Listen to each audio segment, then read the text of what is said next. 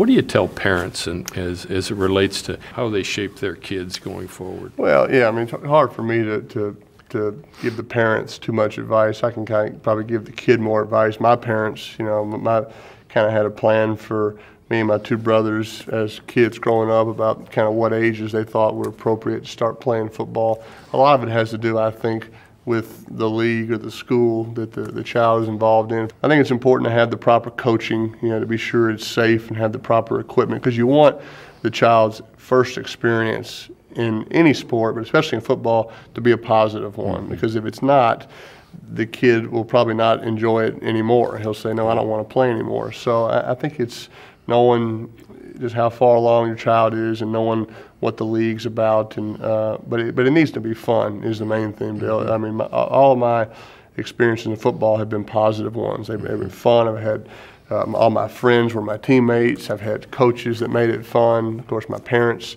came to my games and they sat in the top row and hugged me after the game, whether we won or we lost. And we didn't have yelling at the umpires or the referees or whatnot. So I think it needs to be about the child. It needs to be about the kid. It doesn't need to be the parent reliving his or her glory days through their child. Pretty clear decision between football and baseball and basketball. I played all of them. I think that's another thing, Bill, that I've always encouraged young athletes is to play as many sports as you can. Obviously, you got to take care of your schoolwork and if you can handle the academic load. But I think maybe the specializing in one sport as a 13, 14-year-old, I think that's maybe taken away from the high school experience for a child.